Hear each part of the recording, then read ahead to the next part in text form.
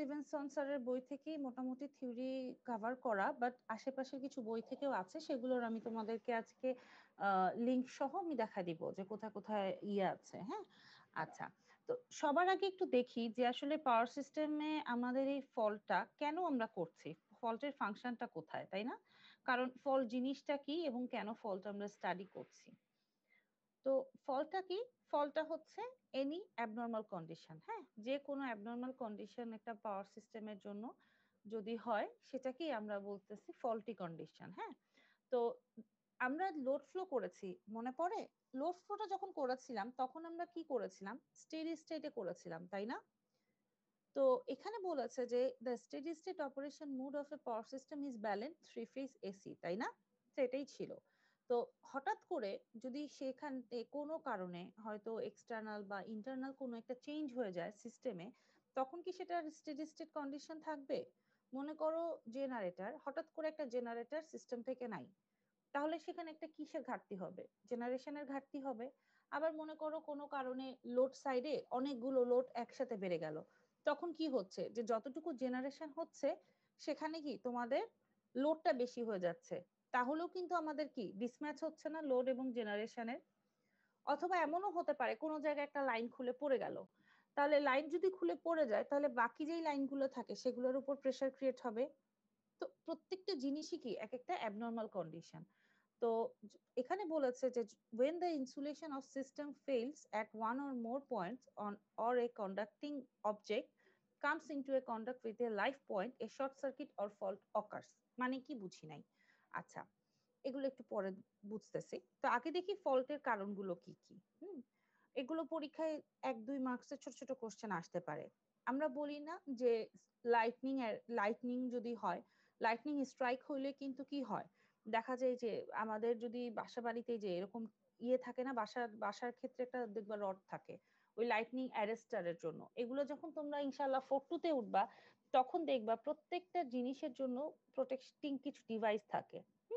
তো এখন কি কি কারণে হতে পারে? কোনো কারণে হেভি উইন্ড হলো, কোনো একটা লাইনে ট্রি ফল করলো, সো ভ্যারাইটি কারণে কি করতে পারে, তোমার ফলটা অকার করতে পারে। হ্যাঁ, তো এখন আমরা কি দেখি কি কি ধরনের কয় ধরনের ফল্ট হইতে পারে। ফল্ট সাধারণত আমরা ক্যাটাগরি যদি করতে যাই তাহলে সাধারণত 4 থেকে 5 ধরনের করি।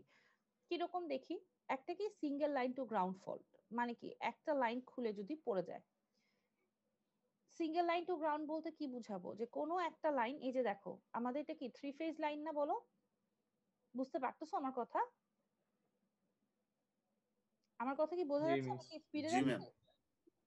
স্পিডে যাচ্ছি নাকি ঠিক আছে? না ম্যাম, ঠিক আছে ম্যাম। আচ্ছা, তো সিঙ্গেল লাইন টু গ্রাউন্ড ফলটা কি? যে কোনো একটা লাইন খুলে কি হলো, গ্রাউন্ডের সাথে কানেক্ট হয়ে গেল।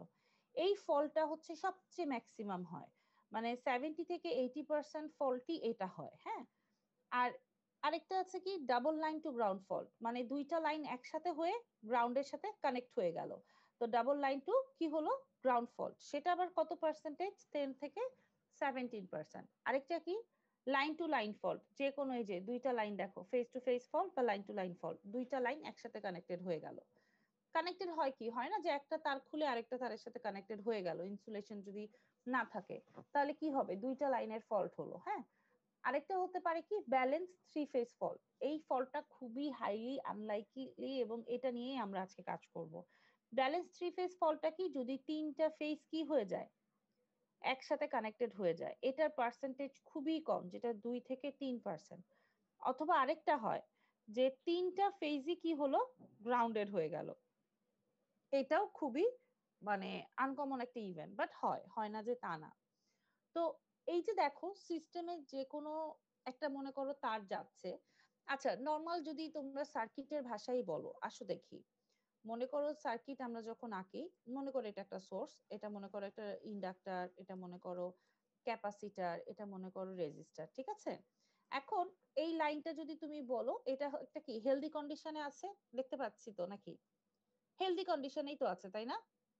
কোনো কারণে মনে করো এই যে এই লাইনটা, মাঝখানের এই লাইনটা খুলে মনে করো গ্রাউন্ডের সাথে কানেক্টেড হয়ে গেল, তাহলে আসলে সিস্টেমের ঝামেলাটা কোথায়, কোন জায়গাটাতে হবে? তখন কি এই আই আর এই আই প্রাইম কি সেম থাকবে? হেভি কারেন্ট ফ্লো হবে ma'am. Exactly, heavy current flow হবে, এটাই ফল্ট।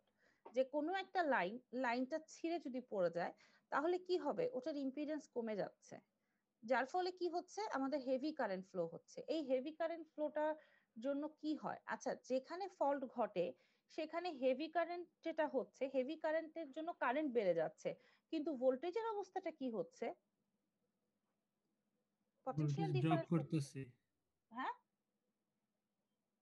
এই যে ভোল্টেজ তো ওই টার্মিনালটা সোর্সের ভোল্টেজ তো থাকার কথা আর কি, যে ভোল্টেজ ছিল থাকবে, সোর্সে। কিন্তু যেই টার্মিনালটা খুলে নিচে পড়ে গেল সেই টার্মিনালটা কি হয়ে যাবে, এর ভোল্টেজ জিরো ড্রপটা ভোল্টেজ জিরো হয়ে যাবে না, গ্রাউন্ডের ভোল্টেজের সমান হয়ে গ্রাউন্ডের যাবে। ভোল্টেজের সমান হয়ে যাবে। তার মানে এই যে ফল্টি কন্ডিশন, এটাকে আমরা কি বলছি, এইটাই হচ্ছে আমাদের ফল্ট। এবং আজকে আমরা দেখব কি থ্রি ফেজ ফল্ট নিয়ে আমাদের দেখবা সবগুলো কাজ হচ্ছে। হ্যাঁ, তো মোটামুটি ফল্ট কি বোঝা গেল?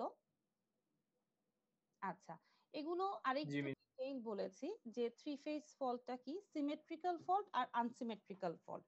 তো আজকে আমরা করব সিমেট্রিক্যাল ফল্ট। তাহলে সিমেট্রিক্যাল ফল্টের মধ্যে কি কি পড়ছে, থ্রি ফেজ ফল্ট অথবা থ্রি ফেজ টু কি নিউট্রাল ফল্ট, তাই না?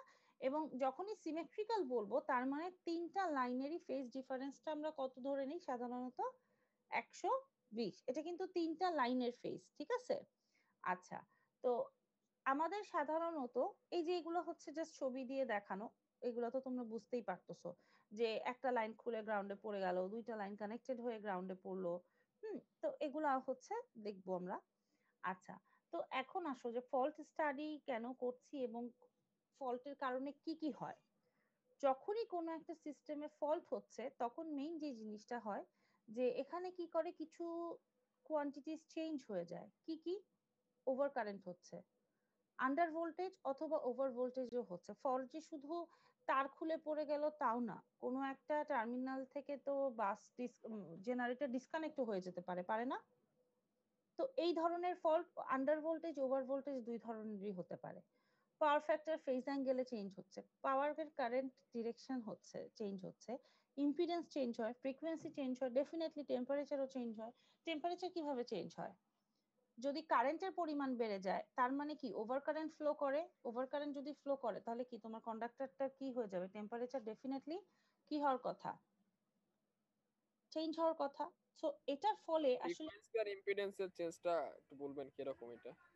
হ্যাঁ, যখনই আমাদের ফল্ট হচ্ছে, তোমরা যে পড়েছো না সাবট্রানজিয়েন্ট, ট্রানজিয়েন্ট আর স্টেডি স্টেট কন্ডিশন, তো জি ম্যাম। ওখানে কি ফ্রিকোয়েন্সি যত তুমি টাইম পিরিয়ড যত বাড়তেছে ততক্ষণে কি আমাদের ওই যে ডিসি অফসেটটা কি ডাইট আউট হয়ে যাচ্ছে না, তখন তাহলে ফ্রিকোয়েন্সির সাথে অবশ্যই আমাদের কি এক্সেটটা চেঞ্জ হচ্ছে না। ফ্রিকোয়েন্সির সাথে এক্সেট তো এমনিও রিলেশন আছে, ইম্পিডেন্স যেটা জেড। জি ম্যাম, সেটা তো হচ্ছে মানে এসটিডি স্টেটে তো ফ্রিকোয়েন্সি মানে কনস্ট্যান্ট হয়ে যাচ্ছে আর কি। তো মানে সিস্টেম রান করার পরে তখন মানে কিভাবে আর কি মানে চেঞ্জ তোমার হয়? প্রথম দুই তিনটা সাইকেলে তো আসলে ফ্রিকোয়েন্সির মানে ফ্রিকোয়েন্সিতে কারেন্টের অনেক বেশি ইয়ে থাকে, কেন, কারণ ডিসি অফসেট থাকে, জি ম্যাম। তাই না? ইকুয়েশনটা আমি তোমাদের দেখাচ্ছি, তো তখন তো ডিসি অফসেট থাকে, যার ফলে ওই সময়টাতে কি হচ্ছে, বেশি বেড়ে যাচ্ছে। আর ফ্রিকোয়েন্সি যেটা তোমার কোনো কারণে যদি লোড কমে যায়, তো তুমি কি জানো ওখানে যে জেনারেশনের সাথে ফ্রিকোয়েন্সির একটা রিলেশন আছে, রিয়েল পাওয়ারের সাথে পি যেটা, এটা পি এর উপরে অ্যাকচুয়ালি কি ফ্রিকোয়েন্সি ডিপেন্ডেন্ট, আর কিউ এর উপরে কে ডিপেন্ডেন্ট, ভোল্টেজ ম্যাম। ডিপেন্ডেন্ট। তাহলে তোমার সিস্টেমে যখনই কোনো ফল্ট হচ্ছে, তো ফল্ট হওয়ার কারণে কি হচ্ছে, সিস্টেমে তোমার রিয়েল পাওয়ারে ইফেক্ট করতেছে না। ফল্ট বলতে কি বোঝাই, হয় লোড বেড়ে যাওয়া অথবা কি জেনারেশন কি কমে যাওয়া। তো লোড যখনই বেড়ে যাচ্ছে তখন ফ্রিকোয়েন্সিটা কি হবে, জেনারেশন তাহলে লোড বেশি, তাহলে জেনারেশন কি ডেফিনেটলি কম, তখন ফ্রিকোয়েন্সিটা কি হবে, কম হবে না? বুঝতে পারতেছো? তোমাদের একটা জেনারেশনে যখন আমরা কোনো একটা কানেক্ট করতেছি, তো আমরা হেলদি কন্ডিশন বা স্টেডি স্টেট কন্ডিশন কখন বলেছিলাম, যখন বলেছিলাম যে লোড এবং জেনারেশন এই দুইটা কি থাকে, ব্যালেন্স থাকে। তো দুইটার যে কোনো একজনের হেরফেরের কারণে আমাদের আসলে ইফেক্টটা কোথায় হয়, পাওয়ারের। তোমরা কিন্তু এটা স্টেবিলিটিতে আরো পড়বা ডিটেল, হ্যাঁ। এটার একটা ইকুয়েশনই আছে, দেখবা ই দিয়ে বড় দিয়ে একটা ইকুয়েশন আছে, মেইনলি হচ্ছে টি এ মাইনাস হচ্ছে টি ই, এটার সাথে আমাদের ফ্রিকোয়েন্সির রিলেশন আছে, হ্যাঁ, বড় একটা ইকুয়েশন দিয়ে ফ্রিকোয়েন্সি রিলেশন আছে। ওই ইকুয়েশনটা দেখবো, তখন দেখবা যে আমাদের ফ্রিকোয়েন্সিটা আসলে কেন চেঞ্জ হয়। আসলে যে আমার কয়েকটা পেপারের কাজ আছে, সেটা কিন্তু এই যে ফ্রিকোয়েন্সি নিয়ে, যে যখনই পাওয়ার সিস্টেমে যে হঠাৎ সাডেন কোনো ভোল্টেজ চেঞ্জ হচ্ছে বা সাডেন কোনো লোড চেঞ্জ হচ্ছে বা সাডেন কোনো জেনারেটরে তোমার অফ হয়ে যাচ্ছে, তখন হচ্ছে একটা সিস্টেমের ফ্রিকোয়েন্সিকে স্টেবল রাখাটা সবচেয়ে ইম্পর্টেন্ট। এটা নিয়ে আসলে আমার কাজ। ওই যে আমরা বলি না বেস বসাই একটা সিস্টেমে, বেসটা বসাই কেন? বেসটা কি করতে পারে? বেসটা সিস্টেমের রিয়েল পাওয়ারও দিতে পারে, রিঅ্যাক্টিভ পাওয়ারও দিতে পারে। যেটার ঘাটতি হচ্ছে ও সেটা দিয়ে কি করে ব্যালেন্স করে ফেলে। আবার মনে করো সিস্টেমে কোনো কারণে অনেক লোড কমে গেল, তুমি তখন যদি বেসটা বসাও, বেসটা তখন করে কি, যে যখন লোডটা কমে যায় ও তখন চার্জ নেওয়া শুরু করে। তাহলে ও তখন বেসটা কি হিসেবে কাজ করে? বেসটা তখন কিন্তু চার্জিং যখন হয় তার মানে ও কি হিসেবে কাজ করবে? লোড হিসেবে ম্যাম। লোড হিসেবে কাজ করবে। সো এগুলোর হচ্ছে ইকুয়েশন আছে, এগুলো এমনি এমনি না, পাওয়ার সিস্টেমে টোটাল সবকিছু একটা বড় ইকুয়েশন দিয়ে। সেগুলো আমরা দেখাবো তোমাদের স্টেবিলিটি যখন পড়াবো, স্টেবিলিটিতে দেখাবো। মানে এটা স্ট্রেট ফরওয়ার্ড কোনো ইকুয়েশন না যে হ্যাঁ এই পাওয়ারের এখানে চেঞ্জ হওয়া মানে ফ্রিকোয়েন্সিটা ডিরেক্ট প্রপোর্শনাল বা ডিরেক্টলি এটা মানে ডিরেক্টলি প্রপোর্শনাল তুমি বলতে পারো কিন্তু ইনডিরেক্টলি ওই ইকুয়েশনটা আমাদের আছে, আমি দেখাবো তোমাদেরকে। তো এটা হচ্ছে ব্যাপার। তার মানে কি বুঝতে পারছো যে ফল্ট যখন হচ্ছে ফ্রিকোয়েন্সির উপর, মানে নরমালি দেখো, ধরো একটা জেনারেটর ঘুরছে, তুমি যদি লোড বেশি চাপায় দাও, হ্যাঁ, তাহলে ওর রোটেশনের কি একটু হেরফের হওয়া উচিত কি উচিত না বলো? মেশিনের কনসেপ্টে বলো যে লোড বাড়াই দিচ্ছি, তখন তাহলে কি কমে জেনারেটরের আসবে, রোটেশনে কি চেঞ্জ হবে? কমে আসবে, বাধা পাবে ম্যাম, কমে বাধা যাবে। পাবে, তো কমে আসবে। কমে যদি আসে তাহলে সেখানে ফ্রিকোয়েন্সির সাথে রিলেশন আছে না? এন ইজ ফ্রিকোয়েন্সি কমে ইকুয়াল টু যাবে। কি 120 এফ বাই পি না? জি ম্যাম। তাহলে স্পিড কমলে ফ্রিকোয়েন্সিও কি হওয়া উচিত? কমে যাবে। কমে যাবে। বুঝতে পেরেছো রিলেশনটা? এটাই হচ্ছে রিলেশন। আচ্ছা, এবং শর্ট সার্কিটের ক্ষেত্রে যে আমরা কি করি, তিন চারটা জিনিস খুবই ইম্পর্টেন্ট। সেটা কি? একটা হচ্ছে লোকেশন, একটা হচ্ছে টাইপ, আরেকটা হচ্ছে ডিউরেশন। হ্যাঁ, আরেকটা হচ্ছে কি সিস্টেমটা গ্রাউন্ডিং হলো না কি হলো, এটার উপর ডিপেন্ড করে শর্ট সার্কিটে কি হয়, এই তিনটা প্রবলেম হয়। একটা কি, electromagnetic interference with কন্ডাক্টরস in the vicinity, তার মানে ডিস্টারবেন্স অফ কমিউনিকেশন লাইনস, ওকে না? সেকেন্ডটা কি, স্টেবিলিটি প্রবলেম। স্টেবিলিটি প্রবলেমটা কি বলছে? স্টেবিলিটি বলতে আমি বুঝি যে আমার সিস্টেমের ভোল্টেজ, কারেন্ট, অ্যাঙ্গেল সবকিছু যাতে নর্মাল থাকে। যখনই এগুলো প্রবলেম হয়ে যায় তখনই আমার সিস্টেমটা কি আনস্টেবল হয়ে যায়। হ্যাঁ, আরেকটা কি, মেকানিক্যাল এবং থার্মাল, দুইটার উপরে কি হয়, স্ট্রেস পড়ে। তো এখন আসো, প্রশ্ন হতে পারে যে আসলে আমি কেন, কি কারণে আমি হচ্ছে এই ফল্ট নিয়ে পড়াশোনা করতে যাচ্ছি, বা এই এত ধরনের ফল্ট কেন আমি করছি। আচ্ছা, নরমালি তোমাদের কি মনে হয় এইটা, এই যে তোমরা যে দুই ধরনের ফল্ট পড়লা, সিমেট্রিক্যাল আর আনসিমেট্রিক্যাল ফল্ট, এর মধ্যে কোন ফল্টটা সবচেয়ে বেশি ডেঞ্জারাস মনে হচ্ছে, যে এই ফল্টটা হইলে সিস্টেমের 12টা বাজবেই বাজবে, এটা কোনটা থেকে মনে আনসিমেট্রিক্যাল হচ্ছে? ফল্টের মধ্যে সিঙ্গেল লাইন টু গ্রাউন্ড যেটা ম্যাম সবচেয়ে বেশি হয়। নো, এটা তো হয় সবচেয়ে বেশি, কিন্তু এটার ইফেক্ট কিন্তু খুব বেশি না। এটা কি হুম, করে, তিনটা এটা ফেজ কিন্তু যখন একসাথে তিনটা শর্ট লাইন হয়ে যায় গ্রাউন্ড এটা। রাইট, তিনটা ফেজ যখন কানেক্টেড হয় অথবা তিনটা ফেজ যখন গ্রাউন্ডে চলে যায়, এটার ইফেক্টটা সবচেয়ে বেশি হয়। এই সময় কারেন্টটা ভয়াবহ রকমের বেশি থাকে। তো কোন সিস্টেম আমরা বলি কি, যে দেখো আরেকটা টপিক ছিল স্যারের কিন্তু, শর্ট সার্কিট এসসিসি, খেয়াল করেছো? ওই যে স্যার যখন বললেন যে একটা সিস্টেম আমাদের হেলদি নাকি সেটা আমি বুঝবো কিভাবে, যে সবচেয়ে যদি ওর সবচেয়ে বেশি যদি প্রবলেমও ধরতে পারে বা সবচেয়ে বেশি প্রবলেম যদি ও নিতে পারে, তাহলে কি বাকি প্রবলেম গুলোও কি করতে পারবে ও? ডেফিনেটলি বাকি প্রবলেম গুলোও ও করতে পারবে। এজন্য যে কোনো যখন আমরা কাজ করি বা যে কোনো যখন আমরা কোনো সিস্টেমটাকে ডিজাইন করি, সেটা হচ্ছে শর্ট সার্কিট ক্যাপাসিটি। স্যারের লাস্ট টপিকটা ছিল যে শর্ট সার্কিট ক্যাপাসিটি মানে একটা বাসে যদি ফল্ট হয় তাহলে ওর ক্যাপাসিটিটা কত, মানে কোনো বাস যদি 3 ফেজ ফল্টকে উইথস্ট্যান্ড করতে পারে, তাহলে ডেফিনেটলি সেই বাস সিঙ্গেল ফেজ টু লাইন ফল্টকে কি ও করতে পারবে না উইথস্ট্যান্ড? তোমাকে যদি আমি ধরো 10 পেজের পড়া দেই, তুমি যদি 10 পেজের পড়া আমাকে খুব ভালো মতো দিতে পারো, তাহলে কি তুমি 2 পেজের পড়াও ভালো মতো দিতে পারবা? কিন্তু তুমি যদি 10 পেজের পড়াই ভালো মতো না দিতে পারো, তাহলে নিশ্চয়ই তোমার থেকে আমি কি করব, যে ঠিক আছে ও 10 পেজের পড়া খুব ভালো দিছে, তার মানে ডেফিনেটলি ও 2 পেজের পড়াও ভালো দিবে। কিন্তু যে 2 পেজেরই পড়া দিতে পারতেছে না, তার থেকে কি আমি 10 পেজ আশা করব? করব না কিন্তু। তো কথা হচ্ছে যে আমরা আসলে তাহলে এই সিস্টেমকে কিভাবে আমি বলতে পারতেছি যে না আমার সিস্টেমটা হেলদি থাকবে বা কি থাকবে, এটাই কাজ। যে কোনো একটা সিস্টেম দেখো কি বলেছে, it is important therefore to determine the value of system voltages and current during faulted conditions so that protective devices may be set to detect and minimize the harmful effect of such contingency। মানে মনে করো কোথাও একটা fault হলো, ওই যে তোমাদেরকে যে দেখালাম যে তোমরা অনেক সময় তোমরা 1-1 থাকতে মনে আছে যে তোমাদেরকে বারবার বলা হতো যে কখনো একটা ভোল্টেজ সোর্সের প্যারালালে তোমরা অ্যামিটার ধরবা না, বলা হতো। জি ম্যাম, বলা হতো। বলা হতো কেন বলা হতো? কারণ ম্যাম, একটা যখনই তুমি রেজিস্ট্যান্স অনেক কম, সেটা ডাইরেক্ট কানেক্ট করলে পরে ফল্ট হয়ে যাবে। হিউজ কারেন্ট ফ্লো করে, তাই না? তো তুমি যদি ধরেই ছেড়ে দাও তাহলে কিন্তু কি হয়, অ্যামিটারের ফিউজটা কেটে যায়। এই যে ফিউজ, এই যে অ্যামিটারের যে একটা ফিউজ দিয়ে অ্যামিটারে কানেক্ট করা, তার মানে কি হচ্ছে ফিউজটা কেটে যাচ্ছে, তার মানে কি করতেছে ও ইকুইপমেন্টে ঢুকতে দিচ্ছে না, লাইনটাই ডিসকানেক্ট করে দিচ্ছে।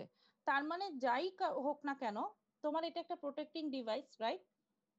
এখন তুমি যদি অনেকক্ষণ ধরে এই যে এই ভোল্টের প্যারালালে অ্যামিটারটাকে ধরেই রাখো, ডিউরেশন যদি বাড়াও, তাহলে একটা পর্যায়ে গিয়ে সোর্সটাও নষ্ট হয়ে যাবে। কিন্তু ফিউজটা কেটে যাওয়ার সাথে সাথেই আসলে ও ডিসকানেক্ট হয়ে গেল। তাহলে কি এটা একটা আমার আমার সোর্স নষ্ট হওয়ার থেকে আমার প্রোটেক্টিং ডিভাইস নষ্ট হওয়াটা বেটার? বুঝতে পারতেছো? জি ম্যাম। আচ্ছা, তো কি বলেছে, fault usually result in high current flowing through the lines and if adequate protection is not taken and may result in damages in the power apparatus। তার মানে আমাদের এখন কি দরকার, প্রোটেক্টিং ডিভাইস দরকার। তোমরা যদি পরের সেমিস্টারে ইনশাআল্লাহ যদি সুইচ গিয়ার নাও তখন আসলে দেখবা যে সুইচ গিয়ারটা আসলে কিভাবে কাজ করে। কিন্তু যেহেতু সার্কিট ব্রেকার নিয়ে অনেক কথা হয়েছে, আমি তোমাদেরকে একটু ফিউজ সার্কিট ব্রেকার এগুলো দেখাবো। হ্যাঁ, তো এখন এই যে দেখো বিভিন্ন ধরনের কারণ হতে পারে, ইনসুলেশন গুলো ক্ষয়ে যেতে পারে। এই যে এগুলো তোমরা সব পাওয়ার সিস্টেম প্রোটেকশনে পড়বা। এই যে এগুলো কিন্তু আসলে ইনসুলেশন, এগুলো দেখছো না, এটা কি বলতো, ওই যে রাস্তাঘাটে এই লাইনগুলো তো দেখো, এই যে টাওয়ারটা কিন্তু গ্রাউন্ডেড, তাই না? কিন্তু এই যে এগুলা কিন্তু ইনসুলেশন দিয়ে লাইনগুলা যায়। এই যে এই লাইন যেমন আসছে, এই লাইন দিয়ে কিন্তু আরো কি হয়, ইনসুলেশন যায়। এই যে এই তারগুলা দিয়ে, তার মানে হেলদি কন্ডিশনে কি করে ওরা সবাই, কি করতেছে, এই যে হেলদি কন্ডিশনে যাচ্ছে। কিন্তু কোনো কারণে যদি এইখান থেকে লাইনটা খুলে পড়ে গেল, অথবা কোনো কারণে এই লাইনটা খুলে ধরো এই গ্রাউন্ডের সাথে কানেক্টেড হয়ে গেল, তাহলে কি হবে, এই যেটা লাইন ইনসুলেশন দিয়ে বা তার দিয়ে যাইতো সেটাই টোটালি কি গ্রাউন্ডেড হয়ে যাচ্ছে না টাওয়ারের মাধ্যমে? দেখতে পাচ্ছ? তার মানে কি এই ধরনের ফল্ট হলে আমাদের সিস্টেমে আসলে কি হয়, এক্স এর ভ্যারিয়েশন গুলো হয়, যার ফলে বিভিন্ন ধরনের আমরা প্রবলেম ফেস করি। তো এগুলো মোটামুটি এখানে এগুলাই মোরাললেস বলা আছে। তো প্রোটেক্টিং ডিভাইস তোমরা যেহেতু পড়বা, তো আমি আর ডিটেইল বলছি না, শুধু এটাই বলছি যে জাস্ট দুইটা তোমরা একটু দেখে রাখো তাইলেই হবে আপাতত। তিনটা, রিলে, ফিউজ আর সার্কিট ব্রেকার। ফিউজটা তোমরা জানো নরমালি, এটা তোমরা দেখেছো, ফিউজ দেখেছো না তোমরা? জি ম্যাম দেখছি। নাকি 1-1 সবাই ভদ্র বাচ্চা ছিল, কেউ পুরাও নাই? আমি তো বলি অ্যামিটার পুরাও একবার, আমি সবাইকে কিন্তু 1-1 একবার করে বাসায় তো দেখছো না, মানে ক্লাসেও আমি বলি যে, কারণ সবাই তো আর বাসায় দেখে না, আমি ক্লাসেও বলি একটা একটা করে মাল্টিমিটারের অ্যাটলিস্ট একটা ফিউজ উড়াও, নাইলে তোমরা দেখতে পাবা না ফিউজ।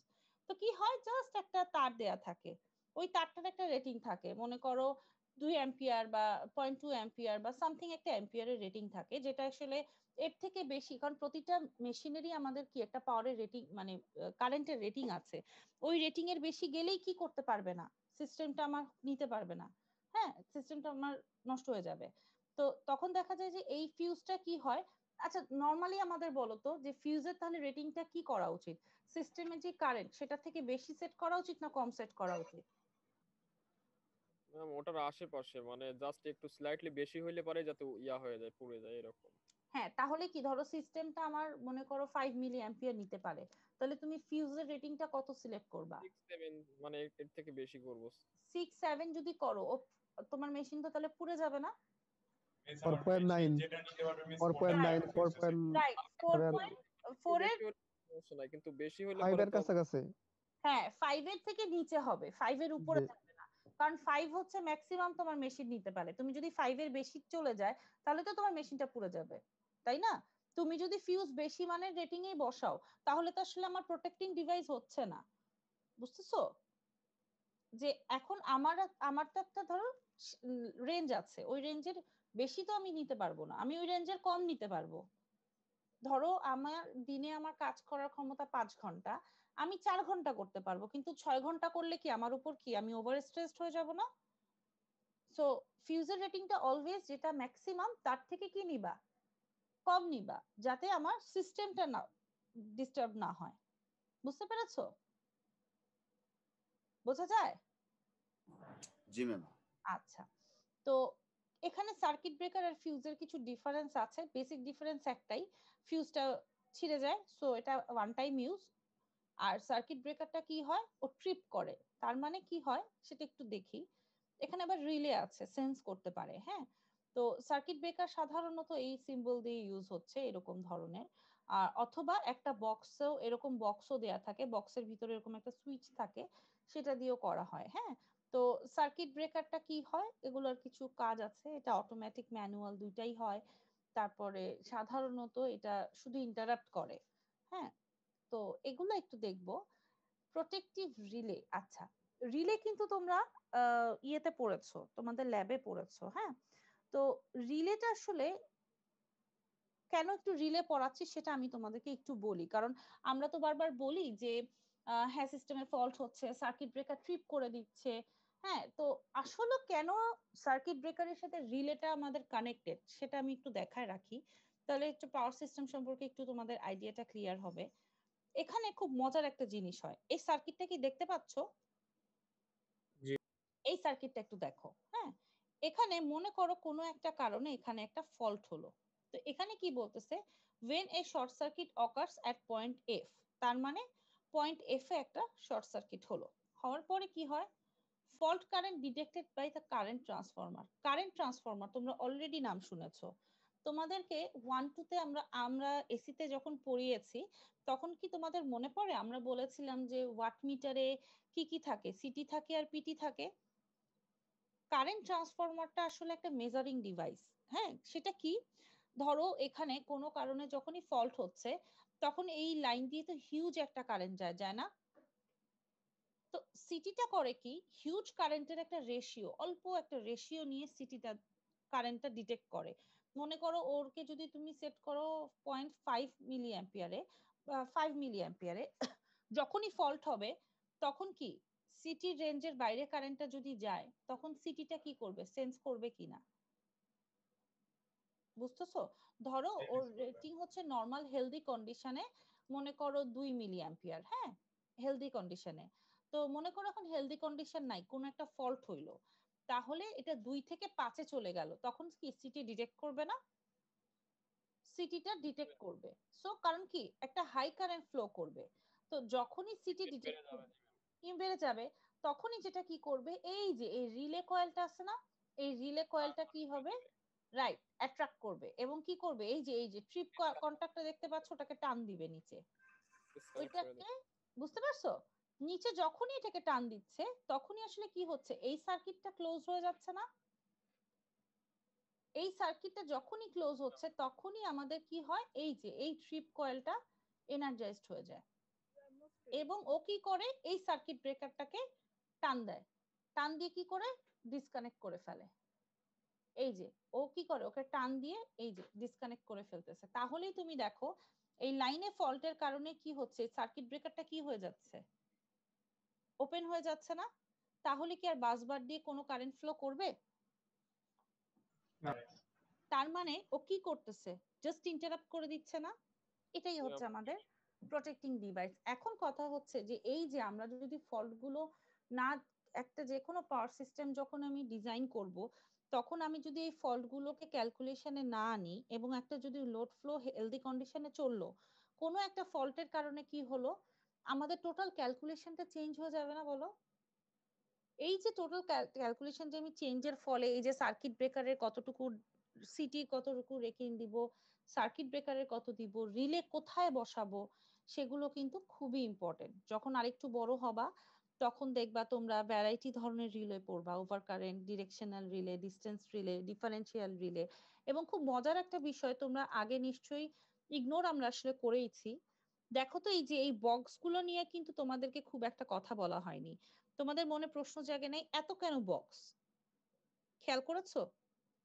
তার মানে যখনই আমি প্রোটেক্টিং ডিভাইস গুলা, রাইট, সার্কিট ব্রেকার এবং প্রোটেক্টিং ডিভাইস, তুমি দেখো প্রত্যেকটা জায়গায় অনেকগুলো কিন্তু কি করা হচ্ছে, সার্কিট ব্রেকার রিলে এগুলো বসানো হচ্ছে।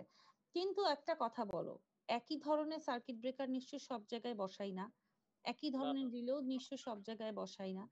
সো এগুলার উপরে ভ্যারি করেও আবার ভ্যারাইটি ধরনের রিলে এবং সার্কিট ব্রেকার আছে। এগুলো ইনশাল্লাহ আমরা যখন যদি 4-2 তে নেই আমরা পাওয়ার, তাহলে পড়বো। হ্যাঁ, তো এখন আসো একটু ইকুয়েশন গুলো একটু দেখি। হ্যাঁ, সিমেট্রিক্যাল যদি 3 ফেজ ফল্টই আমি যখন দেখছি তখন আসলে কি হয়, এটা একটা নর্মাল হেলদি কন্ডিশন, তাই না? ভোল্টেজ আমাদের জানা। তো এখানে যখনই টাইমের উপরে সুইচটা যখনই অন হচ্ছে, টাইমের উপরে ডিপেন্ড করে আসলে কি চেঞ্জ হয়, তোমরা এগুলো নিশ্চয়ই মানে পড়েছো। টাইম যখনই টাইমের চেঞ্জটা আসলে বা অ্যাঙ্গেলের উপরেই তো চেঞ্জটা হচ্ছে নাকি? আচ্ছা, এখন এই ইকুয়েশনে নরমালি তুমি ডিফারেন্সিয়াল ইকুয়েশন কি লিখতে পারো? জি ম্যাম, এটা কেভিএল করে দিলেই তো হয়ে যাবে। কেভিএল করে দিলেই হয়ে যাবে। v ইজ ইকুয়াল টু কি, ভিআর প্লাস ভিএল। ভিআর টা কি, আরআই, আর এল টা কি, এল ডিআই বাই ডিটি। আচ্ছা, তো এখান থেকে আসলে এই যে এখান থেকে আসলে এইখানের সলিউশনটা আসে আইটি, এটা কিভাবে আসে, এটা কি কেউ জানতে পেরেছো এখন পর্যন্ত? কেউ কি এটা তো ট্রাই করেছো? ডিফারেন্সিয়াল ইকুয়েশনের সলিউশন তো এইভাবেই ম্যাম করে। হ্যাঁ করেছো, মানে করে কি দেখেছো যে ডিফারেন্সিয়ালের সলিউশনটা এটা করলে এটা আসে কিনা? ওইভাবে দেখি না। আচ্ছা, তো এটা একটু দেখবো। আজকে আমি দেখাবো, কিন্তু বাসায় তোমরা এটা করবা। আচ্ছা, থিটাটা কি জানো এখন, যেহেতু জাস্ট আর আর এল এই আছে, তাহলে ওমেগা এল বাই আর। আর এখান থেকে তাহলে জেড এর ভ্যালুটা কি হবে, জেডটা হবে রুট ওভার আর স্কোয়ার প্লাস ওমেগা এল। আচ্ছা, প্রথম পোর্শনটাকে আমি কি বলছি, এই পোর্শনটাকে এসি, আর পরের পোর্শনটাকে কি বলছি, ডিসি।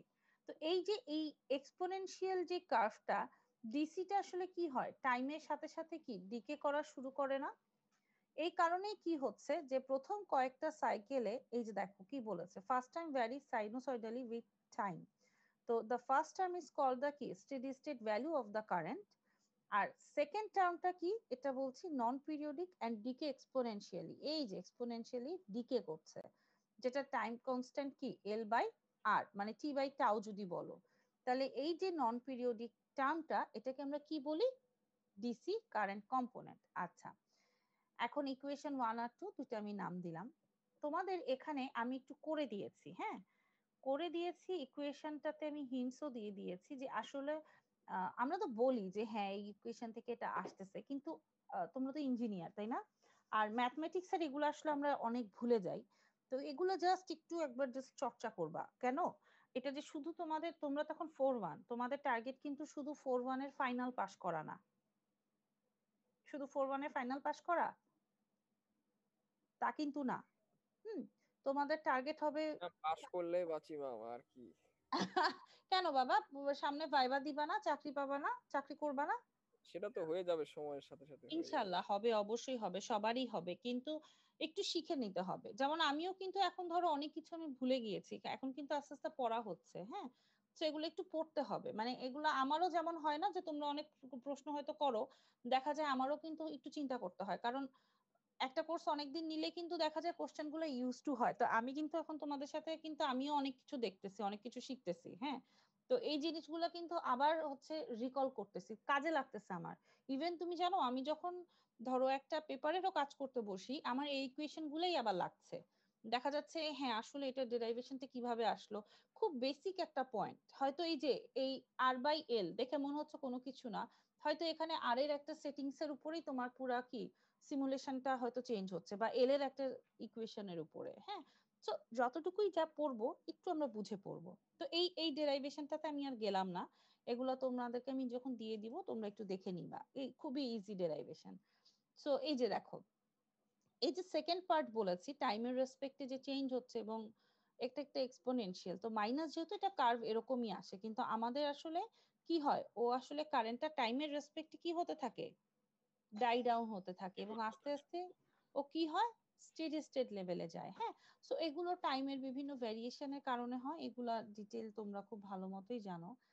তো এখন আসি একটু এটা, এখানে এই যে কারেন্ট আসলে কয়টা কয়টা প্যারামিটার নিয়ে এখানে আমি ইকুয়েশনটা লিখতে পারি, এসি আর ডিসি। জি ম্যাম। আচ্ছা, তো এখন এই যে এটা হচ্ছে সিমেট্রিক্যাল কারেন্ট, দেখি কি বলে, আইটাকে কি বলছে, আইটা কি তাহলে অ্যাসিমেট্রিক্যাল, টোটাল অ্যাসিমেট্রিক্যাল কারেন্ট। এখানে আই এসিটা কি সিমেট্রিক্যাল কারেন্ট, আর আইডিসিটা কি আমাদের ডিসি অফসেট কম্পোনেন্ট। হ্যাঁ, তো এখান থেকে যদি তুমি দেখো, তার মানে আমাদের ইকুয়েশন তো এটা আগেরই ইকুয়েশন, তো এখান থেকে এটাই আসলো, জাস্ট এখানে ওই যে টাউ যেটা নতুন অ্যাড হলো, তো আই এসিডিসির কনসেপ্ট এটাই। হ্যাঁ, যে ভ্যারি কেন এখান থেকে এটা করছে এগুলো জাস্ট জানা। তো এগুলো ইকুয়েশন মনে হয় তোমরা অলরেডি খুব ভালো মতো দেখে আসছো, তাই না? এগুলো আর আমার ডিটেল বলার দরকার আছে? যে root over IAC common nil, sine omega T minus pi by 2 E to the power minus এটা হলো। আই আরএমএস যখন নিচ্ছি তখন আসলে আই আরএমএস টা কি, এসি স্কোয়ার প্লাস কি ডিসি স্কোয়ার না? তো এখান থেকে আই আরএমএস এর ইকুয়েশনটা কি, এটা কিভাবে আসছে এটা কি জানছি আমরা? এই লাইন বাই লাইন আসলে তুমি বুঝতে পারবে। এই যে এখান থেকে টি এরটা কি X by twice pi F R হবে, এটা কিভাবে হলো বলো তো? টি এর এটা, এই যে দেখো টি মানে কি, এখান থেকে কি টি কি এল বাই আর না? তো জি এখান ম্যাম। থেকে যদি omega L by omega R হয় তাহলে X by twice by F R. হ্যাঁ, সো এগুলো কিন্তু ইকুয়েশন দেখবা খুব একদম সিস্টেমেটিক ওয়েতে আসছে। সো এই ইকুয়েশন গুলো একটু আমরা ডেরাইভ করব, ঠিক আছে? এগুলো আশা করি তোমাদের কোনো প্রবলেমই হবে না। তো এই এক্সাম্পলটাতে আমার মনে হয়েছে যে তোমাদের বোঝার কথা। এখন বলো কোন জায়গায় তোমরা বোঝো নাই। আচ্ছা, ভোল্টেজ শর্ট সার্কিট ফল্ট মানে কি বলো তো? এই যে বলেছে কথাটা ভোল্টেজ শর্ট সার্কিট ফল্ট মানে কি, জানো কেউ এটা? ম্যাম সিঙ্গেল লাইন ফল্ট এরকম কিছু। নো, মানে হচ্ছে সলিড গ্রাউন্ডেড ফল্ট, এটাকে ভোল্টেজ শর্ট সার্কিট ফল্ট বলছে। ঠিক আছে, মানে একদম লাইনটা খুলে ডাইরেক্ট গ্রাউন্ডের সাথে অ্যাড হয়ে গেল। তার মানে যদি ডাইরেক্ট লাইন খুলে গ্রাউন্ডের সাথে অ্যাড হয়, এখানে কোনো এক্স এর ভ্যালু থাকবে? রেজিস্ট্যান্স বা রিঅ্যাকট্যান্স কিছুই নাই। একদমই জিরো, সেটাকে আমরা ভোল্টেজ ফল্ট বলছি। হ্যাঁ, ভোল্টেজ শর্ট সার্কিট ফল্ট বলা হয় এটাকে। আচ্ছা, তো ভোল্টেজ দেয়া আছে, এক্স দেয়া আছে, আর দেয়া আছে। আচ্ছা, মোমেন্টারি কারেন্ট বের করতে বলেছে। মোমেন্টারি কারেন্টটা আসলে কি? Symmetrical current. Symmetrical current. Okay, very good. আচ্ছা, বাকি সবার কি অবস্থা? সেকশন সি কথা বলছি মনে হয়, তাই না? মাহমুদুল কথা বলছো, আরেকজনকে কথা বলছো? ম্যাম মাম সেকশন বি। ইমন। আচ্ছা, আর বাকি সবার কি অবস্থা বাবা? সি ডি, তোমাদের কি অবস্থা? B C D. আমি বি থেকে ম্যাম। বি, বাচ্চারা আপনাদের কি অবস্থা, বুঝতে পারতেছেন? জি ম্যাম। তুমি তো ডি। আচ্ছা, বি এর কি অবস্থা বাবা, বুঝতেছো আমার কথা, বোঝা যায়? জি ম্যাম বোঝা যায়। আচ্ছা, আর বি এর বাকি সবার কি অবস্থা? বি। জি ম্যাম, বলে যাচ্ছি। আচ্ছা, একটু রেসপন্স করেন, নাহলে তো ঘুমায় যাবেন। ক্লাসও বোরিং, আর ঘুমায় যাব সবাই, তাই না? কথা বলি কথা বলি, কোনো সমস্যা নাই, যদি আশেপাশে নয়েজ না হয় কথা বলি। আচ্ছা, তাহলে এখানে তুমি বলো তো যে আরএমএস এসি ফল্ট কারেন্ট বের করতে চাচ্ছি, তাহলে এটা আমি কিভাবে বের করব? আইএসি, তার মানে কি আইএসিটা কি হবে, আরএমএস ভ্যালু। তাহলে ভি ডিভাইডেড বাই কি root over X square plus R square না? সূত্র কি বলে, বুঝতে পারতেছো? জি মিস। আচ্ছা, তাহলে আইএসিটা আমি বের করতে পারবো। সেকেন্ড কি বলেছে, মোমেন্টারি কারেন্ট, তার মানে আইআরএমএস কখন কখন টাউ টাইম বলে দিয়েছে 0.5 সাইকেলে।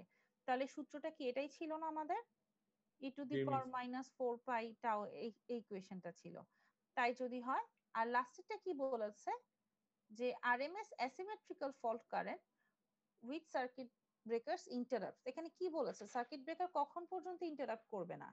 3 সাইকেল পর্যন্ত, কিন্তু ও যখনই ফল্ট হলো তার 3 সাইকেল পর্যন্ত ফল্ট কোনো কি করবে না, ইন্টারাপ্ট করবে না, কিন্তু 3 সাইকেল পার হইলেই কি করবে, ফল্ট গিয়ে কি করবে, সার্কিট ব্রেকারকে বলবে যে না তোমার 3 সাইকেল পার হয়ে ট্রিপ গেছে করবে এবং জি ম্যাম। ফল্টটা রাইট ট্রিপ করবে। সো তখন কি বলেছে, তাহলে তখন আইআরএমএস টা কখন বের করবা, 3 সাইকেলের জন্য বের করবা। ক্লিয়ার? দেখো সাইকেল যত বাড়তেছে ফল্টের অবস্থা দেখো ততই কি হয়ে যাচ্ছে, কমে যাচ্ছে। হ্যাঁ, আচ্ছা, এটা নিশ্চয়ই তোমাদের মনে আছে তাই না? ডিরেক্ট অ্যাক্সিস, কোয়াড্রেটার অ্যাক্সিস, এটা যদি টু পোল মেশিন হয়, নর্থ সাউথ, এখানে কি এই রোটরের ইয়েতেই যেটাকে থাকে সেটা কি থাকে, ডিরেক্ট অ্যাক্সিস, আর কি পারপেন্ডিকুলার বা 90 ডিগ্রি দিয়ে সেটাকে কি বলি, কোয়াড্রেটার অ্যাক্সিস, তাই না? তো এখান থেকেই তোমাদের দেখো এই যে এই প্যারামিটার গুলো, এগুলো ক্লাসে স্যার এত ডিটেইল বলেছেন, এজন্য আর আমি এখানে বেশি টাইম দিলাম না। হ্যাঁ, তো এই যে আমি বলছি যে three phase symmetrical short circuit যেটা হচ্ছে, এই যে তুমি দেখো প্রথম সাইকেল এটা আমাদের কতটুকু হয়, প্রথমটা সাধারণত 2 থেকে 3 সাইকেল, আবার অনেক সময় মানে সাইকেলেরও ভ্যারিয়েশন হয়, বাট মোর অর লেস মোটামুটি 2 থেকে 3-4 পর্যন্ত আমরা বলি সাবট্রানজিয়েন্ট পিরিয়ড। তুমি দেখো তখন কারেন্টটা কি হিউজ থাকে না, আস্তে আস্তে ও কি হয়, যখনই ডিসিটা ডাই ডাউন হতে থাকে তখনই কি হয়, আস্তে আস্তে ডিসির ইফেক্টটা কম, তার মানে আমাদের কারেন্টও কি হয়ে যাচ্ছে, কমে যাচ্ছে। কমতে কমতে যখন ডিসিটা একদমই জিরো লেভেলে চলে যাচ্ছে তখনই আমাদের কি করলো, স্টেডি স্টেট লেভেলে চলে আসলো। তার মানে √2 ISC এটা কি স্টেডি স্টেট, √2 ISC প্রাইম এটা কি সাবট্রানজিয়েন্ট, আর √2 ISC ডাবল প্রাইম এটা কি, সরি এটা হচ্ছে সাবট্রানজিয়েন্ট, আর √2 ISC প্রাইম সেটা কি ট্রানজিয়েন্ট পিরিয়ড, তাই না? আচ্ছা, তো এটার সাথে কিছু টার্ম তোমাদের আসলে অ্যাড হয়েছে, সেটা কি, নরমালি তুমি বলো কারেন্ট যদি তোমার হয় সাবট্রানজিয়েন্টের তাহলে তখন সেটা রিঅ্যাকট্যান্সটা কি হবে, সাবট্রানজিয়েন্ট। Very good. যখন ট্রানজিয়েন্টে যাবে রিঅ্যাকট্যান্সও কি হওয়া উচিত, ট্রানজিয়েন্ট। আচ্ছা, আর যখন তোমার হচ্ছে স্টেডি স্টেটে চলে গেল তখন তাহলে হয়ে যাবে কি ডিরেক্ট অ্যাক্সিস সিনক্রোনাস রিঅ্যাকট্যান্স। ওকে, আচ্ছা, আর নরমাল কন্ডিশন হেলদি কন্ডিশনে যে টাইম কনস্ট্যান্টটা হবে, এখানে যে টাইম কনস্ট্যান্ট সেটা কি হওয়া উচিত, আর্মেচার টাইম কনস্ট্যান্ট। যখনই তোমার ট্রানজিয়েন্টে চলে গেল তখনই হওয়া উচিত কি direct axis short circuit transient time constant, আর যখনই কি সাব ট্রানজিয়েন্টে চলে গেল তখনই কি হবে সাবট্রানজিয়েন্ট টাইম কনস্ট্যান্ট। আচ্ছা, একটা জিনিস আমাকে বলো তো, এই যে আমি বলছি এক্সডি টা সবচেয়ে বড়, তারপরে এক্সডি প্রাইম, তারপরে সবচেয়ে ছোট হচ্ছে এক্সডি ডাবল প্রাইম, এটার কনসেপ্ট কি তোমাদের কি মানে নরমাল কনসেপ্টে বলো, মানে কোনো ইকুয়েশন না কিছু না, এই কনসেপ্টটা কি আসলে কোনোভাবে যায় আমাদের সাথে? ম্যাম কোনটা একটু আবার একটু বলবেন? অবশ্যই, এই যে আমি যে বলেছি যে রিঅ্যাকট্যান্সটা দেখো, এক্সডি ডাবল প্রাইমটা সব থেকে ছোট ভ্যালু, তারপরে এক্সডি প্রাইমের ভ্যালুটা, তারপরে লাস্টে সবচেয়ে হয় এক্সডি এর ভ্যালুটা। এটা আসলে কেন, মানে নরমালি এতক্ষণ যা যা পড়ে আসছিলাম, হ্যাঁ সেখান থেকে কি মনে হয়? যেমন ফ্রিকোয়েন্সির সাথে এক্সডি এর সম্পর্ক আছে না, রিঅ্যাকট্যান্স। এছাড়াও যখনই আমি বলছি যে সিভিয়ার থ্রি ফেজ ফল্ট হচ্ছে বা সাবট্রানজিয়েন্টে সবচেয়ে বেশি কারেন্ট হচ্ছে, তার মানে সাথে সাথে আমি একটা কথা কিন্তু বলে দিচ্ছি যে কারেন্ট বাড়া মানে আমাদের কি হওয়া, ফ্রিকোয়েন্সি কোলাপস করা, ভোল্টেজ রিঅ্যাকট্যান্স কোলাপস করা, কারেন্ট বাইরে যাওয়া, ইম্পিডেন্স কমে যাওয়া। ইম্পিডেন্স কমে যাওয়া, ভেরি গুড। তার মানে সাবট্রানজিয়েন্টে সবচেয়ে বাধা কি কম, তাই না? সাবট্রানজিয়েন্টে সবচেয়ে বাধা কম, তাহলে এক্সডি এর প্রাইমটা সবচেয়ে কম, ট্রানজিয়েন্টে এর থেকে বেশি, আর স্টেডি স্টেট হলে তো বাধাটা বেশি, তাই না? তো এখান থেকে এই একটা ইকুয়েশন আসছে, এটা ডেরাইভেশন, এটা তোমরা মোস্ট প্রবাবলি সিএল ওয়াটভাসারের বইয়ে তোমরা পাবা, একটা বড় ডেরাইভেশন, এগুলো আসলে পরীক্ষায় আসবে, মানে ডেরাইভ করতে তোমাদের দেয়া হবে না, জাস্ট এই ইকুয়েশনটা তোমাদের জানলেই হবে। হ্যাঁ, তো এখান থেকে তোমাদের যে কাজটা করার, যে এখান থেকে এই যে তোমাদেরকে যে আমি বললাম যে এক্সডি, তাহলে সাবট্রানজিয়েন্ট পিরিয়ডে দেখো এক্সডি ডাবল প্রাইম হবে, টিডি ডাবল প্রাইম হবে, ট্রানজিয়েন্ট পিরিয়ড যখনই যাবে তখনই হবে কি এক্সডি প্রাইম আর টিডি প্রাইম, যখনই স্টেটে চলে যাচ্ছে তখনই কি হচ্ছে এক্সডি, এবং তখন এটা কার কার টাইম কনস্ট্যান্ট থাকবে, armature time constant. Right, very good. এখন কি বুঝতে পেরেছো? ওইগুলোকে অনেক সময় যে ইয়েও বলে তোমার ওই যে এনভেলপও বলা হয়, এই এই বিভিন্ন ছবি, কিন্তু দেখো মোর অর লেস সবই same. Steady period, transient period, sub transient period. ওই যে আমরা যে বলেছিলাম না সার্চ বা প্রথম সাম কিছু টাইমটা অফ রাখি, কেন রাখি এবার বুঝতে পেরেছো? এই যে এই সাব ট্রানজিয়েন্ট এবং ট্রানজিয়েন্ট পিরিয়ডের কারণে আস্তে আস্তে গিয়ে যখন স্টেডি স্টেট হয় তখনই আমার সিস্টেমটা কিসে আসে, হেলদি কন্ডিশনে আসতে থাকে। আর এখন কি আমরা একটু ডিসি কারেন্ট আর সিমেট্রিক্যাল কারেন্টের কম্বিনেশন যে আমাদের আসলে অ্যাসিমেট্রিক্যাল এসি কারেন্ট, সেটা কি আমরা বুঝতে পারি? জি ম্যাম। ওকে, তাহলে এখন আজকে আর বেশি কিছু পড়াবো না। এইটাই এই বিভিন্ন ঘুরায় পেঁচায় বলছে ডিসি কম্পোনেন্ট কোনটা, অ্যাসিমেট্রিক্যাল ওয়েভ কোনটা, এই যে এসি ডিসির কম্বিনেশনে একই কথা কিন্তু ভ্যারাইটি ছবি দিয়ে একটু জাস্ট দিয়ে দিয়েছি। আচ্ছা, তো যখন আমি বলছি সাব ট্রানজিয়েন্ট তখন তার মানে কি হচ্ছে, যদি কোনো ফল্ট হয় তখন আমাদের যে কারেন্টটা হবে সেটা তাহলে কি হবে বলো তো? ইজি ডিভাইডেড বাই কি, এক্সটি ডাবল প্রাইম হবে। সাব যখনই ট্রানজিয়েন্ট। রাইট, যখনই আবার ট্রানজিয়েন্ট আসবে তখন কি হবে, আর যখন স্টেডিটি স্টেট আসবে তখন এটা হবে, তাই না? আচ্ছা, জি তো এখানে বলেছে যে যখনই আমাদের এটা, এই যে আমি একটা কথা বললাম তোমাদের যে ফল্টটা কোথায় হচ্ছে সেটা কিন্তু অনেক ইম্পর্টেন্ট, কারণ ফল্টের লোকেশনের উপর ডিপেন্ড করে কিন্তু কারেন্টেরও কি হয়, ভ্যারিয়েশন হয়, হয় না? এবং তোমার কখন কোন প্রোটেক্টিং ডিভাইসটা কাজ করবে সেটাও কিন্তু আসলে ফল্টের লোকেশনের উপরে ডিপেন্ড করবে। আচ্ছা, মনে করো তুমি হচ্ছে ঢাকায় আছো, হ্যাঁ, তুমি মনে করো কোনো একটা সাবস্টেশনে চাকরি করো। তো এখন কোনো কারণে ফল্ট হলো, মনে করো ঢাকায় শ্যামলীতে মনে করো একটা তার খুলে পড়ে গেল। এখন তুমি যদি গিয়ে হচ্ছে মিরপুরের সার্কিট ব্রেকার ট্রিপ করায় দাও তাহলে কি হবে? না মিস। না। সো তোমাকে কি লোকেশনও ডিটেক্ট করতে হবে যে কোথায় ফল্ট হলো এবং তখন কি করতে হবে। এটার জন্য অনেক ধরনের, ওই যে বললাম রিলে আছে, সো এগুলাই। আচ্ছা, এখানে দেখবা যে টাইমের উপরে ডিপেন্ড করে কিভাবে কি হলো, এই ইকুয়েশন গুলো এত ডিটেইল বলা আছে যে তোমাদের আর বোঝানোর দরকার নাই যে এই ইকুয়েশন গুলা কেন আসছে। শুধু এখান থেকে এটা কি বুঝি যে আইডিসি ম্যাক্সিমাম এই ইকুয়েশনটা আসে। এগুলো মোটামুটি যদি একটু ডেরাইভ করো, এগুলো কি পড়েছো বাবা তোমরা সবাই? এগুলো কি একটু সময় পাই নাই ম্যাম। সময় পাও নাই? আচ্ছা, তো আমি এটা দিয়ে দিলাম। তো এখানে তোমরা যেটা করবা কি, প্রতিটা লাইন পড়বা, হ্যাঁ, কারণ প্রতিটা লাইন যখন পড়বা তখন কিন্তু তুমি এটার ব্যাখ্যাটা পাবা। হ্যাঁ, সো একটু লাইনগুলো পড়বা, পারবা না পড়তে? ইনশাআল্লাহ। পড়ে পড়ে দেখবে এই যে লাইনের সাথে ব্যাখ্যা দিয়ে টি যখন 0 হচ্ছে তখন দেখবা আসলে এটা কেন আসতেছে। এই যে এই ইকুয়েশনটা থেকে দেখবা, এই যে ওই ইকুয়েশনটা গেল, এই যে এই ইকুয়েশনটা থেকে দেখবা টি যখন 0 হলো তাহলে টি 0 হলে কখন কি আসতেছে, ডিসিটা কখন ম্যাক্সিমাম হচ্ছে। হ্যাঁ, সো এগুলা কিন্তু একটু ডিটেইল দেখবা, একবার ভিডিও দেখে নিবা।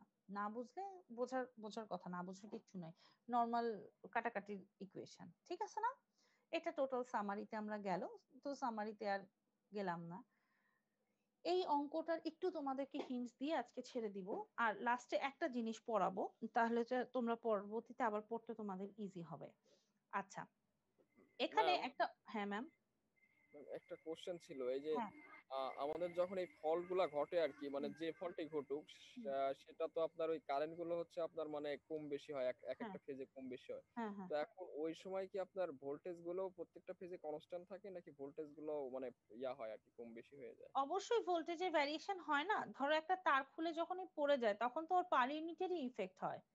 একটা তার যদি খুলে পড়ে যায়, সেটাই তো বললাম যে ফল্ট কন্ডিশনে কিন্তু যদি শর্ট সার্কিট ফল্ট হয় সেখানে টার্মিনাল আমি ভোল্টেজ কি বলতেছি কি হয়, ম্যাম যে জিরো। আপনার ভোল্টেজ তো মানে কমবে, কিন্তু সেটা কি তিনটা ফেজের কি একই থাকবে? সাপোজ আমার লাইনে মনে করেন ভোল্টেজ ছিল হচ্ছে 220 ভোল্ট করে প্রত্যেকটা হ্যাঁ, ফেজ। তাহলে সিস্টেমটা তোমার আনব্যালেন্স হয়ে গেল না?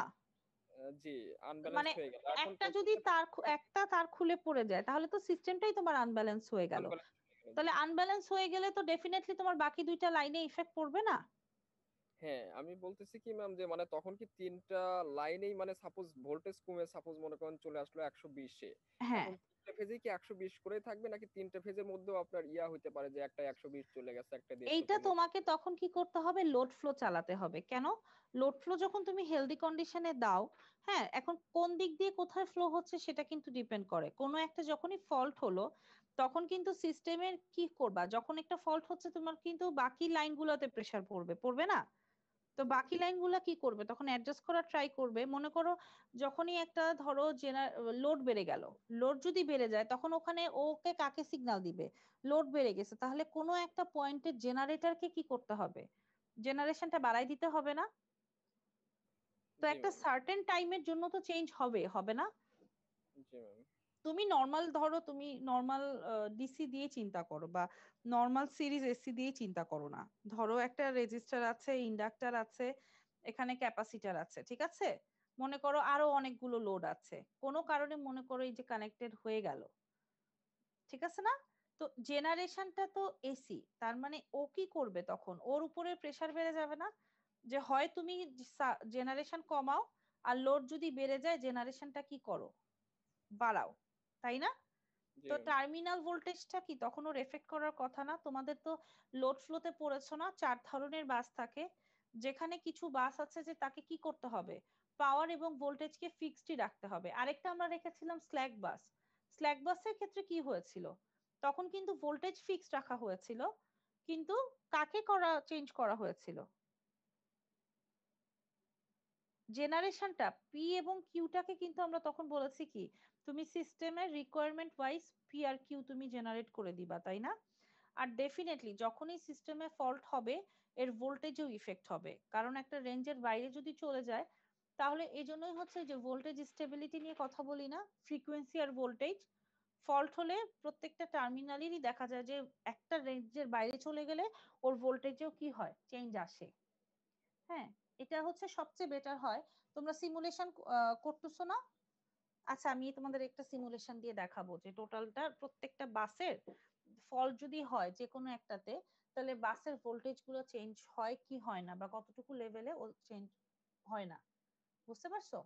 নেক্সট দিন আমাকে একটু মনে করাই দিও ক্লাসের আগে, আমি একটা সিমুলেশন দেখাই দিব। কারণ সিস্টেমের যদি তোমার ধরো ভোল্টেজ কন্ট্রোলার থাকে তাইলে ও চেষ্টা করে ভোল্টেজটাকে ফিক্স রাখার, হ্যাঁ। তো যদি না থাকে তাহলে ভোল্টেজটাও ফল্টের সাথে সাথে ভোল্টেজও চেঞ্জ হয়ে যায়, বুঝতে পারছো? ওই যে তখনই তো আনব্যালেন্স হয়, এই যে ব্ল্যাক আউট বলো বা যাই বলো, এগুলা কেন হয়, সিস্টেমটাকে ও কি করতে পারে না, যে লোড ফ্লোতে যেটা নর্মাল কন্ডিশন সেগুলো যখনই না মেনটেন করতে পারে সেটাই তো অ্যাবনর্মাল কন্ডিশন, তাই না? সো ফল্ট হলে প্রত্যেকটা ইকুইপমেন্টের ইফেক্ট তো পরেই, প্লাস ভোল্টেজ ফ্রিকোয়েন্সিতেও সিস্টেমের ইফেক্ট পড়ে, চেঞ্জ হয়, ভালো ধরনের চেঞ্জ হয়। এজন্যই তো এই যে এখন এত স্ট্যাট কম বেস এগুলো ইউজ করা হয়। রিসেন্টলি এখন ওই যে বলি না যে পিভি পেনিট্রেশন করতেছি, পিভি বসাচ্ছি, বেশি পিভি, তাহলে তো আমরা সবাই বাসায় বাসায় যদি ছাদে পিভি বসাই দিতাম তাহলে তো আর আমাদের কোনো সমস্যা হতো না, হতো? পিভি সব সাপ্লাই দিত, কিন্তু না, আমাদের তো শুধু সাপ্লাই দিয়েই কাজ না, আমাদের তো ভোল্টেজ বলো, ফ্রিকোয়েন্সি বলো, কারেন্ট বলো, সবই কি করতে হবে, স্টেবল রেঞ্জে রাখতে হবে না? আমি চাইলেই তো এখন জেনারেশন অনেক বাড়াই দিতে পারি না, পারি? কারণ লোড জেনারেশনের আবার কি করতে হবে, ব্যালেন্সও করতে হবে। কেভিএল পড়েছো না, যতটুকু রাইজ হবে ততটুকুই ড্রপ হবে। সবই কিন্তু দেখো বাচ্চা কালেরই পড়া, এই বড় কালে এসে কাজে দিচ্ছে। আমি কি বোঝাতে পেরেছি তোমাকে? জি ম্যাম। মাহমুদুল কি কোশ্চেন করলা? না আমি মিস। কে করলা? আমি আমি ইমন? যেই মত। জি ইমন, তোমাকে কি বোঝাতে পারলাম? জি ম্যাম, বুঝতে পারছি। আচ্ছা, তাহলে এখানে আর আমি নেক্সট দিনে ওই যে আমাকে মনে করাই দিই, আমি সিমুলেশন দিয়েও দেখাবো যে ভোল্টেজ গুলো যে আসলে চেঞ্জ হয়, এটা নিয়ে কিন্তু আমাদের কাজ, যে ভোল্টেজ যে চেঞ্জ হয় সেটা কেন হয়, আসলে সিস্টেমে হয় কি না, এটা একটা বিশাল বড় কাজ। আচ্ছা, তো এখানে এই অঙ্কটাতে কি বলেছে দেখো, যে নো লোডের ক্ষেত্রে টার্মিনালের মেশিনটা কি ফল্ট হচ্ছে, যেখানে ইজিটা কত, দেখো এখানে বলেছে জেনারেটরটা অপারেট করতেছে কত, 5% অ্যাবাভ দ্য রেটিং। তার মানে পার ইউনিট যদি 1 হয় তাহলে 5% এর বেশি জেনারেটরটা তার রেটেড ভোল্টেজের থেকে অপারেট করতেছে, তাহলে ওর ভোল্টেজটা কত হবে, কত হবে? 1.05। আচ্ছা, 1.05। তাই যদি হয় তাহলে এখন আমরা কি জানি, সাবট্রানজিয়েন্টের জন্য আমরা ফল্ট কারেন্টের ইকুয়েশন জানি। জি মিস। আচ্ছা, তাই যদি হয় তাহলে এখন এখান থেকে আমাকে সেকেন্ড কি বলেছে, maximum DC offset, maximum DC অফসেটের কি ইকুয়েশন আমরা জানি? জি মিস। আচ্ছা, তাই যদি হয় এখান থেকে কি তোমরা বলেছে RMS asymmetrical fault current which the breaker interrupts assuming the maximum DC offset আচ্ছা ইন্টারাপ্ট কখন করলো asymmetrical কারেন্টে ব্রেকারটা কখন ইন্টারাপ্ট করলো বলো এই যে ম্যাম ডিসি অফ 3 সাইকেল পরে 3 সাইকেল পরে ভেরি গুড যদি 3 সাইকেল পরে হয় তাহলে আসলে আমাদের কি হবে সিমেট্রিক্যাল কারেন্ট যেটা সেটা হচ্ছে আইএসসি টা কত বসাবো 0.05 এটা কিভাবে হয়েছে এটা কি জানি আমরা ম্যাম ওই জায়গায় ওই টাইমের মানটা 3 সাইকেল যদি আমি দেই যে মানটা আসে ওই মানটা রাইট ফ্রিকোয়েন্সি যদি 60 হার্টজ হয় তাহলে 60 সাইকেল কি 1 সেকেন্ডের জন্য তাহলে 3 সাইকেলের জন্য কত হবে 0.05 সেকেন্ড হবে না জি ম্যাম 3/60 সো এটাই বলেছে সো এই অঙ্কগুলো আশা করি তোমরা সবই পারবা আমাদের পিপি ক্লাস ছিল মানে পাওয়ার প্ল্যান্ট হ্যাঁ, ক্লাস এই যে শেষ এই যে আমারও শেষ শুধু লাস্ট একটা জিনিস ইনফিনিট বাস এই বাসটার কিছু এক্সাম্পল এবং কিছু কন্ডিশন দেয়া ইনফিনিট বাস যেটা হয় সেটা তোমাদের ইনফাইনাইট বাস নিয়ে কিন্তু আমাদের কথা বলেছেন স্যার হ্যাঁ তো ইনফাইনাইট বাস যেটা এটা সবসময় কি করতে হয় ভোল্টেজ এবং ফ্রিকোয়েন্সিকে কনস্ট্যান্ট রাখতে হয় তাহলে সেটাকে বলি আমি ইনফাইনাইট বাস এবং এই বাসটা সবসময় যেটা হয় যে ফল্ট হোক যাই হোক ও অলওয়েজ কি করবে সিস্টেমটাতে ভোল্টেজ এবং ফ্রিকোয়েন্সিটাকে ধরে রাখবে এতে হয় কি আমাদের সিস্টেমের হেলদি কন্ডিশনটা মেইনটেইন থাকে ঠিক আছে তাহলে আজকে এতটুকুই থ্যাংক ইউ তাহলে কালকে ইনশাআল্লাহ আমরা বাকি ম্যাথ গুলো করব বোঝা কি গিয়েছে তোমাদের বাবা বুঝতে কি পেরেছো মোটামুটি জি মিস ওকে জি, ঠিক আছে ম্যাম তাহলে আসসালামু আলাইকুম ওয়ালাইকুম আসসালাম ম্যাম একটু কথা বলার ছিল ম্যাম জি ম্যাডাম বলেন ম্যাম আজকে আমার বাসার মানে নেটটা অনেক খারাপ ছিল ম্যাডাম অনেকবার ডিসকানেক্ট হয়ে কানেক্ট